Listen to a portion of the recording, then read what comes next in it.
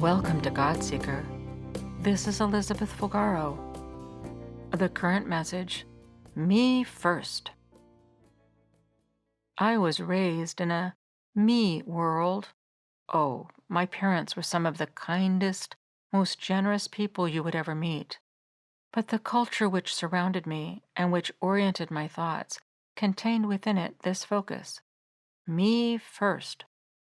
Naturally, it was not taught directly in this way, subtle, not necessarily spoken out loud, but boldly there if you looked.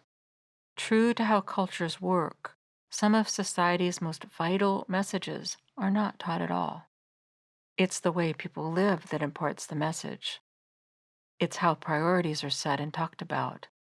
And so, it shows where importance is to be put. Looked at graciously, I do not think the idea of me first actually began with this as the goal. I think perhaps it is a misdirected manner of working for survival and ultimately thrival, a word I made up. That thriving of the human being in the midst of a harsh environment where life is easier than it has been. Where it's as if the worries are not as prevalent and the body is not breaking down so much under the weight of all the stress of living. Time is not so constrained and yet simultaneously relentlessly propelling you forward. There is time and space and opportunity to breathe from all sides, thriving versus surviving. The fight or flight stilled, calm present. At least that's what you hope. Leisure even there where, because of financial position which has come into being, the swirling thoughts can stop. Ease, comfort. Perhaps your time and energy can be spent on tasks and activities which are of greater personal meaning and purpose to you, instead of on that which goes towards covering bills, but not necessarily completely. Less pushing, rest. Thrival versus survival. Thriving. Just some thoughts. What does it look like to you? There's nothing wrong with looking to work and save and implement in order to build this financial stability, which leads from a sense of drowning to surviving and finally thriving. In fact, if you recall my background, it is 40 years and counting, sometimes more full time and sometimes less, of involvement in the field of personal finance, helping people do precisely this. I am still involved in one aspect of my professional life, assisting people in this way to build their best versions of their lives, which usually includes a financial stability which leads to this freedom in living.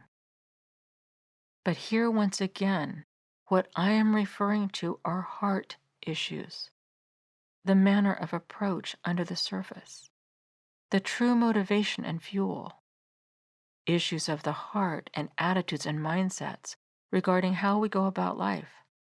And for me, and many in the culture of the United States of America, to me, it seems as if we were taught, me first. This includes in many Christian communities and homes.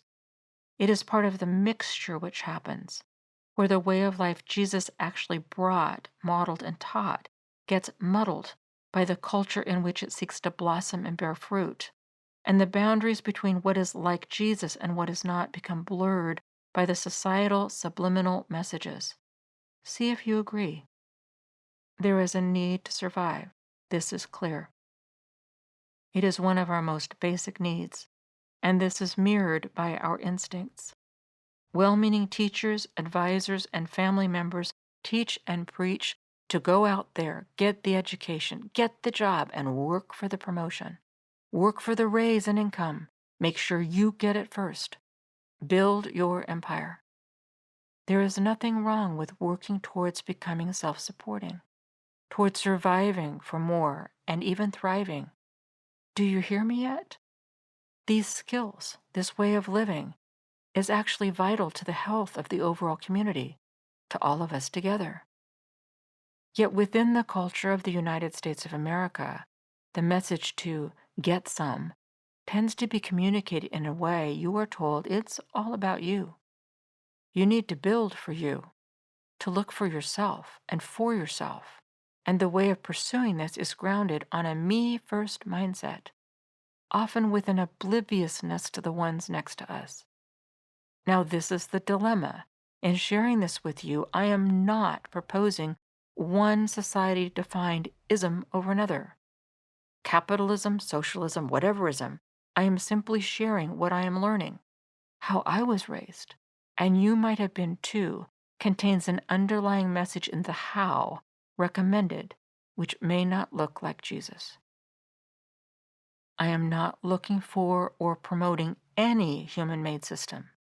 I'm saying let's stop, pause, consider, reflect. What did Jesus do? What lifestyle did he model? And what does this mean for us? What needs to change and what is Christ like already? So what needs to stay the same? Jesus, remember, was the visible, perfect reflection of God. He only did and said what Father wanted. So when you looked at Jesus, watched and listened to him, you literally saw God. How supernatural, supreme God in heaven would act, and what was important to him. The stories Jesus told were called parables, symbolic, to be interpreted, pictures of how life was to be when it reflected God's kingdom versus how life was when it was not. In the parables, Jesus shared God's way of life in comparison to how the Jewish people had interpreted God's way to be. Jesus shook up their thinking. He literally blew apart what they thought they knew. He demonstrated by the stories he told, the examples he gave, and how he treated people on a day-to-day basis, that the hierarchical structure which society had created to slot people into different levels of value and importance was not how things really worked in God's kingdom. We were not to strive for me first, without regard for the good of the we, for the community. And Jesus confirmed that there is a reckoning coming, a time for all when human structures which do not reflect God's design will evaporate as if they have never been, and for all eternity, finally God's full way, the way of his kingdom, which is community, will be restored and remain. The truth is, there will be consequences for how we treat one another. God's way has never been for all for me and none for you.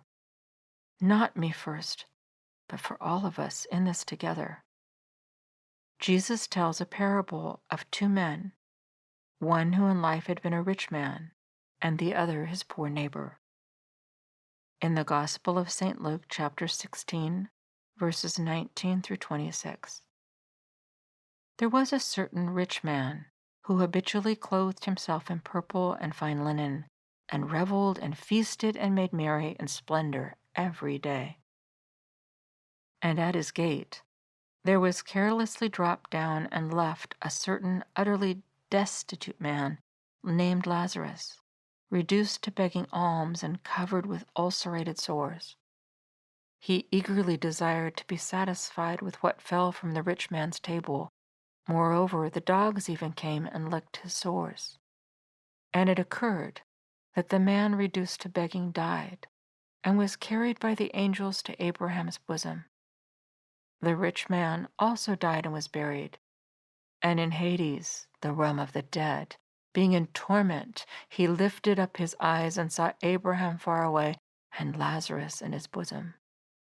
And he cried out and said, Father Abraham, have pity and mercy on me, and send Lazarus to dip the tip of his finger in water and cool my tongue, for I am in anguish in this flame. But Abraham said, Child, remember that you in your lifetime fully received what is due you in comforts and delights, and Lazarus in like manner the discomforts and distresses. But now he is comforted here, and you are in anguish. And besides all this, between us and you a great chasm has been fixed, in order that those who want to pass from this place to you may not be able, and no one can pass from there to us. You see, in life, the rich man ignored the needs of Lazarus. He treated him as if he were less and unneeded, disposable. The rich man was not in error for being rich, but how he was in that richness.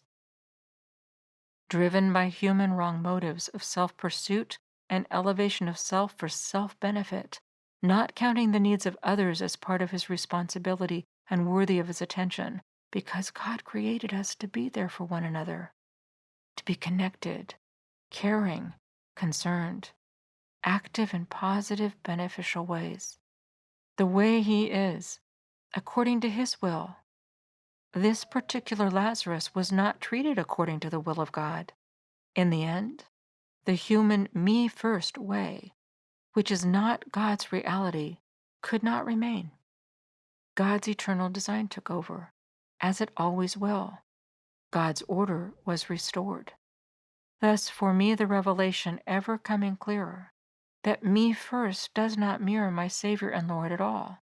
It seems to me that instead, we are a God made group, all placed here at this particular moment to strive for thriving together, not one pushing for self at the expense of another. So, what's the solution? What's the God way? For me, it always goes back to God's will. I am not responsible to fix the world. That's God's job. My job is to be present to Him so I can be present to others His way. Thus, here I am again focusing on listening for God, for the interior whispers in His heart and the nudge what to do when and what not, for the good of the whole, which is His heart. Listen to the song, Master Redeemer. Give Him your life again. Ask Him for eyes to see what He sees and His love to well up in you for what He wants. Listen to the song again. Make it your prayer. You can find the song Master Redeemer on my YouTube channel, on various streaming services, and always on CD. It's part of the Walk on Water album. Thank you for joining in. This is Elizabeth Fulgaro. I am praying for you. God Seeker messages are brought to you by Eagle's Nest Foundation. Until next time, listen to the song Master Redeemer and keep seeking God.